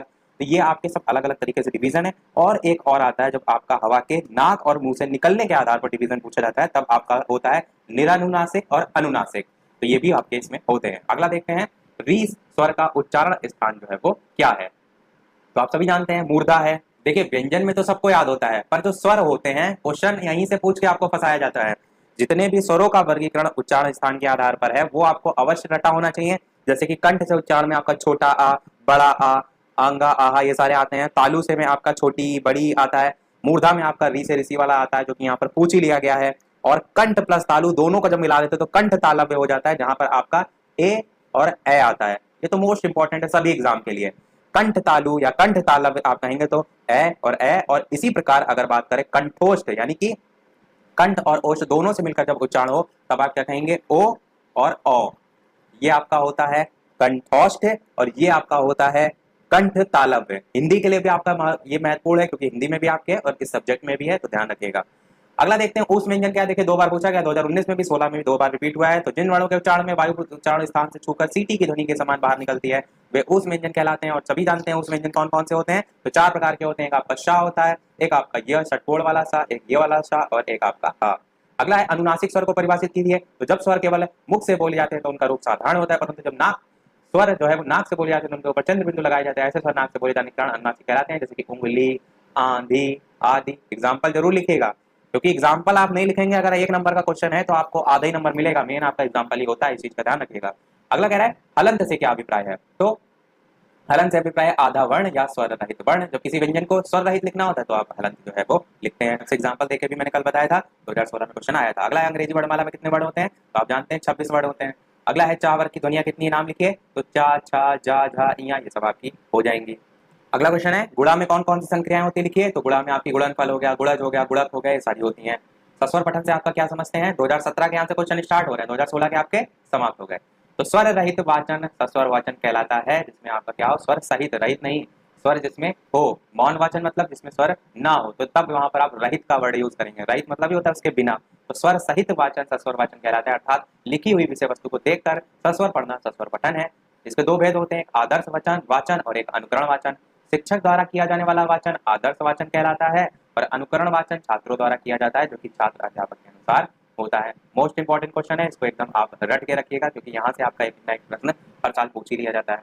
अगला कह रहा है कि भाषा शिक्षण में उचित आरोह अवरोह जो है उसकी कठिनाई उत्पन्न होने के 2 प्रमुख कारण बताइए। तो पहला है भाव को जो समझ कर नहीं पढ़ते हैं। आरोह अवरोह का मतलब क्या होता है, जैसे मैंने आपको बताया था कि कोई कविता आप पढ़ रहे हैं ऐसी जिसमें कोई वीर या वीर गाथा का के बारे में बताया गया है, या कोई शोक है या कोई उल्लास है, तो उसी के अकॉर्डिंग भी तो आप क्या करते हैं, अपनी आवाज को ऊपर नीचे करते हैं। जैसे मैं इस पर्टिकुलर सेंटेंस को पढ़ रहा हूँ कि भाव को समझ कर ना पढ़ना, तो इसमें अगर किसी पर मुझे जोर देना होता है, मैं थोड़ा सा उसको थोड़ा सा विराम लेकर उस पर थोड़ा सा जोर देता, वहां पर ठहरता, फिर आगे बढ़ता। तो यही मतलब हम अपनी आवाज में उतार चढ़ाव करते हैं। जैसे वीर खूब लड़ी मर्दानी वो तो झांसी वाली रानी थी, तो हमने क्या किया, थोड़ा सा उतार चढ़ाव किया। तो वही आरोह अवरोह जो है उसी को कहते हैं। अब इसकी कठिनाई ये होती है कि जो लोग समझ ही नहीं रहे क्या वो पढ़ रहे हैं, तो वो कैसे उतार चढ़ाव करेंगे। वो तो एक निबंध की तरह भाषा शिक्षण में उचित आरोह अवरोह की कठिनाई ऐसे पढ़ रहे हैं, तो वो कैसे उतार चढ़ाव करेंगे। तो वही मतलब है भाव को समझकर ना पढ़ना। दूसरा है धारा प्रभाव का अभाव। धारा प्रवाह का अभाव मतलब क्या होता है, जैसे कुछ लोग ज्यादा ही ठहर रहे हैं, एक जो सीक्वेंस बना है उसके अकॉर्डिंग नहीं पढ़ रहे हैं, वो सारी चीजें। मूल भाव के विपरीत पठन, कि वहां पर एक्चुअल क्या अर्थ निकल रहा है, क्या भाव है, उसके अपोजिट आप उस हिसाब से पढ़ रहे हैं। शीघ्रता से बहुत पढ़ रहे हैं, ये भी तो होता है। जब आप जल्दी जल्दी जल्दी पढ़ेंगे तो आप उसमें जो भाव है उसको नहीं ग्रहण कर पाएंगे। तो 2017 में क्वेश्चन आया था, आप लिख ले जाएंगे। अगला क्या है, पढ़ते समय ध्यान रखने वाली 2 बातें बताइए। तो सबसे पहला क्या है, यहाँ पर 3 बातें लिखी हैं। पढ़ते समय प्रभावों उत्पादक शब्दों पर विशेष बल देकर बोलना चाहिए ताकि जो सुनने वाला है, श्रोता है, उसके पठन की ओर आकर्षित हो सके। फिर प्रत्येक शब्द पर बल देना जरूरी है, ऐसा करने पर पठन पूर्णतः सफल होगा और जहां रुकने की आवश्यकता हो वहां आवश्यक आपको रुकना चाहिए। जैसे मैं यही चीज पढ़ रहा हूँ तो क्या कर रहा हूँ मैं, यहाँ पर जहाँ रुकने की आवश्यकता हो मतलब थोड़ा सा जहाँ पर जोर देने की आवश्यकता है वहाँ जोर दे रहे हैं, जहाँ पर अवश्य रुकना चाहिए वहाँ रुक रहा हूँ, तथा शब्दों को अलग अलग करके उचित बल तथा विराम के साथ पढ़ना चाहिए। अब जहाँ रुकना है हल्का वहाँ रुकेंगे, ऐसे थोड़ा नहीं अवश्य रुकना चाहिए तो ऐसे थोड़ा नहीं पढ़ना स्टार्ट कर देंगे। तीसरे में आप क्या लिख सकते हैं कि पढ़ते समय या पठन करते समय शब्दों का शुद्ध उच्चारण करना चाहिए और स्वर, गति, लय तथा प्रवाह का पूरा ध्यान रखना चाहिए। अगला 2017 में क्वेश्चन आया था कि असुंदर या खराब लेखन के 2 कारण लिखिए। तो आप क्या लिख सकते हैं, सबसे पहले तो बालक के बैठने का ढंग उचित ना हो। अब कुछ लोग होते नहीं है लिखते लिखते क्या होते हैं उसी में लेट जाते हैं, तो वैसे अगर आप लिखेंगे तो जाहिर सी बात है आपका खराब लेखन होगा। दूसरा क्या है, लिखने की कॉपी और आंखों की दूरी उचित ना हो। उचित होना ना हो का मतलब कि नहीं होती है, तो ये कारण में आता है कि खराब जो है वो लेखन होता है। मतलब एक जो मिनिमम डिस्टेंस होती है बताई जाती है 25 सेंटीमीटर तक, वो होनी चाहिए जिससे क्या हो एक सही तरीके से आप लिख सकें। फिर कलम पकड़ने का ढंग ठीक ना हो। कुछ लोग क्या करते हैं जैसे चाकू नहीं पकड़ते हैं किसी के भोके दे रहे हैं तो वैसे पकड़ते हैं कलम, तो वो एक भी रीजन होता है कि आप सही तरीके से कलम पकड़ें। फिर क्या है, विराम चिन्हों का उचित प्रयोग ना किया हो। अब कहीं क्वेश्चन मार्क लगाना हो, यहाँ पर आप कलम पकड़ने का ठीक ढंग ना हो, यहाँ क्वेश्चन मार्क लगाते तो क्या कोई प्रश्न थोड़ा नहीं पूछा जा रहा है, तो वो भी तो जरूरी है खराब लेखन के कारण में, तो ये सब आप पॉइंट लिख सकते हैं। ऐसे याद रखिए थोड़ा सा जोड़ के अपनी डेली लाइफ से, इससे क्या होगा जब आप पेपर में लिखेंगे तो आपके दिमाग में आ जाएगा। ऐसे आप सोचते रहेंगे क्या लिखें क्या लिखें। अगला कह रहे हैं पठन कितने प्रकार के होते हैं, तो मुद्रा भाव पठन, दृश्य पठन, अभिनय पठन, चित्र पठन, ये सब पठन के प्रकार इसमें हो जाएंगे। अगला कह रहा है शब्द किसे कहते हैं, तो निश्चित अर्थ को अभिव्यक्त करने वाले वर्णों के समूह को शब्द कहते हैं, जैसे मोहन पुस्तक विद्यालय। अगला कह रहा है श्रुत लेख क्या है, तो सुनकर लिखे हुए लेख को श्रुत लेख, श्रुत मतलब सुनना, लेख मतलब लिखना। अध्यापक या कोई छात्र बोलते हैं और अन्य छात्र से लिखते हैं, तो सीखता, सुंदरता और शुद्धता के साथ लिखा लेख ही वास्तव में श्रुत लेख होता है। अगला है स्पर्श व्यंजन का क्या आशय होता है, तो जिन व्यंजनों के उच्चारण में मुख द्वार को बंद करके इस प्रकार बोलते हैं कि हवा उच्चारण स्थान जो है उसको स्पर्श मात्र करती है, उसे हम स्पर्श व्यंजन कहते हैं। जैसे कि आपका का, खा, गा, घा, टा, ढा, ये सब आपके हो जाएंगे। अगला है संकर शब्दों को उदाहरण सहित लिखिए। मोस्ट इंपॉर्टेंट क्वेश्चन है कि ये शब्द 2 भाषाओं के शब्दों के जो हैं उनको मिलाकर जो है वो बनाए जाते हैं, इन्हें संकर शब्द कहते हैं। ये शंकर यहाँ गलत लिखा है, ये वाला आपका सही है, ये आपका गलत है। तो जैसे रेल प्लस गाड़ी तो रेलगाड़ी है, नेक प्लस चलन नेक चलन है, वर्ष प्लस गाठ वर्ष गाठ है। अब जैसे आप रेलगाड़ी में देख रहे हैं तो रेलगाड़ी में जो रेल है वो कैसा शब्द है, वो आपका इंग्लिश का शब्द है, अंग्रेजी भाषा का है। गाड़ी किसका है, हिंदी भाषा का है, तो 2 भाषाओं से मिलकर बन रहा है आपका रेलगाड़ी। आप कहेंगे बिल्कुल। नेक चलन में देखिए तो नेक आपका फारसी भाषा का शब्द है और चलन आपका हिंदी भाषा का शब्द है, इससे मिलकर नेक चलन बन रहा है। आप कहेंगे बिल्कुल। वर्षगांठ को देखिए तो वर्ष आपका संस्कृत भाषा का शब्द है, गांठ आपका हिंदी भाषा का शब्द है, तो उससे वर्षगांठ बन रहा है। ऐसे आपका उड़न तस्तरी होता है, जिसमें उड़न आपका हिंदी का होता है, तस्तरी आपका फारसी भाषा का शब्द होता है। अगला प्रश्न देखते हैं, तो विलोम शब्द किसे कहते हैं, तो जो शब्द परस्पर विपरीत अर्थ प्रकट करते हैं उन्हें विलोम शब्द कहते हैं, जैसे कि धनी, निर्धन, प्रकाश, अंधकार, ये आपके हो जाएंगे। अगला कह रहा है कि शून्य को किसी संख्या से भाग देने पर भागफल क्या आता है, तो गणित में जब शून्य को किसी संख्या से भाग करते हैं तो शून्य से भजन कहते हैं, और इस भाजन में यहाँ पर भजन लिख दिया गया, भाजन होगा आपका, भाजन कहते हैं। इस भाजन में भाजक शून्य होता है, सामान्यतः गणित में भाजन अर्थहीन होता है, अर्थात शून्य से भाजक अपरिभाषित होता है। किसी भी संख्या को अगर आप 0 से डिवाइड कर रहे हैं, ऊपर कोई भी संख्या हो, जैसे कि आप 100 ही मान लीजिए, तो मान इसका इनफाइनाइट आता है, यानी कि अपरिभाषित। अगला प्रश्न, वास्तविक मान किसे कहते हैं, तो किसी अंक का मान जो कभी नहीं बदलता है उसे वास्तविक मान कहते हैं, जैसे कि 235 में 2 का वास्तविक मान क्या है, 2 है। स्थानीय मान 200 है, स्थानीय मान निकालने के लिए क्या करते हैं, जितनी आपकी बाद में संख्या होती है उतने 0 लगा देते हैं, और वास्तविक मान में वही संख्या ही आपकी वास्तविक हो जाती है। अगला कह रहा है किसी संख्या को 0 से गुणा करने पर गुणनफल शून्य प्राप्त होता है, उदाहरण दीजिए। कोई संख्या को आप गुणा करके दिखा सकते हैं। 2017-19 2 बार देखिए पूछा गया था, इतना सरल था क्वेश्चन। अगला है संख्या 41,325 और 7,061 की तुलना कीजिए। तो पहली संख्या जो है इसमें अंकों की संख्या 5 है, दूसरे में आपकी 4 है, तो इस संख्या को यहाँ पर ग्रेटर दिखा दिया कि ये संख्या जो है इससे बड़ी है। इसी प्रकार इसको दूसरे तरीके से अथवा करके भी दिखा दिया कि इसको पहले लिख दिया, बाकी बड़ा तो तब भी वही संख्या वही रहेगी। अगला है 12 पेंसिल है, प्रत्येक बच्चे को 2-2 पेंसिल जो है वो दी गई, कितने बच्चों को पेंसिल मिली। अब टोटल यहाँ पर आप x मान के कर सकते हैं। वैसे अगर आप देखें तो 12 पेंसिल है और प्रत्येक बच्चे को 2-2 मिली, 2 से आप डिवाइड कर देते तो आपका 2 छंग 12 हो जाएगा, 6 आ जाएगा। करेंगे कैसे, माना बच्चे x पेंसिल 12, प्रत्येक बच्चे को 2-2 पेंसिल मिली, तो 2x × 2 बराबर 12, x की वैल्यू निकालेंगे तो 6 बच्चों को मिली। अगला है पठन शिक्षण की ध्वनि साम्य विधि लिखी है, तो इस विधि के प्रयोग द्वारा एक जैसी ध्वनि के जो वर्ण होते हैं उनका ज्ञान एक साथ दिया जाता है, जैसे कि राम, काम, शाम, आम, दाम आदि। देख रहे हैं आपकी एक जैसी ध्वनि है, आप कहेंगे बिल्कुल। इस विधि में बालकों को पढ़ने के प्रति रुचि जागृत करने के लिए चित्र प्रणाली के माध्यम से भी अध्ययन कराना उपयोगी होता है। अगला कह रहे हैं कि व्यंजन वर्णों को लिखिए, तो स्पर्श व्यंजन, अंतस व्यंजन, ऊष्म व्यंजन, संयुक्त व्यंजन, ये सभी आपके प्रकार होते हैं। 2018 के क्वेश्चन यहाँ से स्टार्ट हो गए, 17 के आपसे समाप्त हो गए। अगला कह रहे हैं शब्द किसे कहते हैं, तो निश्चित अर्थ को अभिव्यक्त करने वाले वर्णों के समूह को शब्द कहते हैं। सरल सा क्वेश्चन है। निषेधात्मक या निषेध सूचक वाक्य कहते हैं जिस क्रिया में निषेध का ज्ञान होता है, यानी कि निगेटिव हम कहते हैं इंग्लिश में, वही है यहाँ पर। तो निषेध सूचक वाक्य कहते हैं जैसे वह प्रतिदिन व्यायाम नहीं करता है। अगला है अंतःस्त्रंजन 11 लाभा, देखिए 2 बार आया 2019-18 में। विलोम शब्द किसे कहते हैं, जो विपरीत अर्थ प्रकट करें, जैसे कि अधिक का न्यून, असली नकली, अर्थ अनर्थ, आज्ञा अवज्ञा। पर्यायवाची किसे कहते हैं, जिसका पर्याय का अर्थ ही होता है दूसरा, था पर्यायवाची का अर्थ हुआ उस अर्थ का बोधक दूसरा शब्द, जैसे अग्नि का आग होता है, अनल का पावक, मतलब अग्नि का आग अनल पावक होता है, अनुपम का अनोखा होता है, अद्भुत, अनूप, अनन्य, ये सब अनोखा यानी कि अनुपम के होंगे। ये अनुपम जो है इसका यहाँ पर लिखा है, अग्नि का लिखा है, ये सारे इसके हैं और ये सारे इसके हैं। 2018 में अगला प्रश्न है ज्ञानार्जन और ज्ञान वृद्धि के प्रमुख स्रोत। तो क्या स्रोत है, सबसे मेन तो स्रोत पठन ही है, पुस्तकें और पत्र पत्रिकाएं हैं, इंटरनेट है, पढ़ने से भी ज्ञानार्जन होता है, ज्ञान वृद्धि भी होती है। अगला देखते हैं प्रश्न, संकर शब्दों को उदाहरण सहित लिखिए। तो अभी मैंने ऊपर बता दिया था, देखिए क्वेश्चन ये भी रिपीट हुआ है, तो दो अलग अलग भाषाओं से जैसे बनते हैं वो आपके हो जाते हैं संकर शब्द। विराम चिन्हों संबंधी समस्या का प्रमुख कारण लिखिए, तो वो भी आपको पॉइंट वाइज मैंने ऊपर बताए थे। यहाँ पर एक बार देख लेते हैं, विराम चिन्ह होता क्या है, रुकना ठहरना, अपने भाव को प्रकट करने के लिए भाषा बोलते समय अथवा लिखते समय कुछ स्थानों पर रुकना पड़ता है। अगर बिना रुके अपनी बात को कहते हैं, सुनने वाले को समझ में ही नहीं आएगा, कई बार अर्थ का अनर्थ भी हो जाता है। इसी प्रकार लिखते हुए विराम चिन्हों के प्रयोग से न केवल भावों में स्पष्टता आती बल्कि उसका प्रभाव और सौंदर्य भी बढ़ जाता है। जैसे उदाहरण था, ये आपका मोस्ट इंपॉर्टेंट उदाहरण हो जाएगा जब भी आपको विराम चिन्ह समझाना हो। रोको मत जाने दो, इसमें यहाँ पर आप कॉमा लगाएंगे तो आप क्या पढ़ेंगे, इसे रोको मत जाने दो, मतलब कहने का क्या है, उसे रोको मत जाने दो, यहाँ से ये अर्थ निकल रहा है। अब इस वाक्य में कहीं पर भी विराम नहीं है, जिससे इसके दो अर्थ प्रकट होते हैं, पहला रोको मत जाने दो और दूसरा रोको मत जाने दो। यानी कि आप क्या करेंगे, दोबारा इसको ही लिखेंगे, तो रोको मत के बाद कॉमा लगाएंगे, तब आप क्या पर रुकेंगे, रोको मत जाने दो। तो एकदम क्या हो रहा है, अर्थ बदल रहा है। मैं फिर से एक बार बता देता हूँ कहने का मतलब क्या है, बाकी इनका एक्सप्लेनेशन को ना पढ़िए, ऐसे समझिए मेरी बात को कि ये सेंटेंस आप लिखिए, रोको मत जाने दो, आप इसे कॉमा यहाँ पर पढ़ेंगे जब कि रोको मत जाने दो, मतलब कोई जा रहा उसे रोको मत जाने दो, और यही आप इस कॉमा को आप क्या करें, मत के बाद लगाएं, यहाँ से हटा दें, तब आप क्या पढ़ेंगे इसे कि रोको मत उसे जाने दो। यहाँ पर उसे नहीं भी है तब भी अर्थ क्या निकल रहा है, रोको मत जाने दो। तो कहने का मतलब ये कि विराम चिन्ह के बदलने से पूरा वाक्य का अर्थ ही बदल जाता है, इसको आप लेकर लिख सकते हैं। अगला है देवनागरी और अंतर्राष्ट्रीय अंक जो है उनको लिखिए। तो इस प्रकार से आप हिंदी की गिनतियां और इस प्रकार से जो है नॉर्मल गिनतियां अंतर्राष्ट्रीय अंक लिख सकते हैं। इनको लिखने को देख लीजिएगा एक बार कि एक ऐसे लिखा है, 2 3 4 5, इस प्रकार 6 7 8, क्योंकि हिंदी की गिनतियां बहुत लोगों को नहीं आती हैं। आरोही क्रम को लिखिए, तो आरोही क्रम में इस प्रकार से संख्या है, आरोही मतलब क्या होता है, संख्या छोटी से लेकर बढ़ते क्रम में लिखना है। तो सबसे छोटी संख्या यहाँ पर 8 है, फिर 9 है, फिर 10, फिर 11 12 13 14 16, ऐसे आप लिख लेंगे। इनमें पूछा गया संख्याओं की तुलना करना है, तो इसमें यहाँ पर अंतर निकाल दिया गया है, वहां पर बड़े छोटे के आधार पर लिख दिया गया था, तो आप तुलना के आधार पर दोनों में से ही चीज कर सकते हैं या दोनों करके दिखा सकते हैं। अगला कह रहा है अवधारणा या संबोध निर्माण हेतु क्या आवश्यक है, तो क्या आवश्यक है, बालकों की समझ उन्हें ठोस मूर्त और अन्य वस्तुओं के माध्यम से कराएं, क्योंकि ठोस और मूर्त वस्तुओं से ज्ञात जो कार्य है वो करते समय बच्चों को की कई इंद्रियां एक साथ सक्रिय होती है, जिससे सीखना आपका आसान हो जाता है। और देखते भी हैं शिक्षण में आपकी विधि भी है मूर्त से अमूर्त की, और सबसे पहले कोई भी चीज आप सिखा रहे हैं तो बच्चे को वो स्पष्ट दिखाइए, उसके आंखों के सामने लाइए। आप गमला पढ़ा रहे हैं तो गमला उसके सामने लाइए, जिससे वो देखे कि क्या होता है गमला, उसके बाद उससे रिलेटेड वो चीजें आप उसको बताइए जो उसके समक्ष नहीं है। तो मूर्त से अमूर्त यही होता है। अगला है 15 अमरूद है, प्रत्येक बच्चे को 3 3 अमरूद दिए गए, तो कितने बच्चों को अमरूद मिले, 15 से आप 3 डिवाइड कर देंगे तो 5 15, यानी 5 बच्चों को अमरूद मिले। वो एक्स मान के वैसे भी कर सकते हैं जैसे ऊपर अभी हमने देखा था।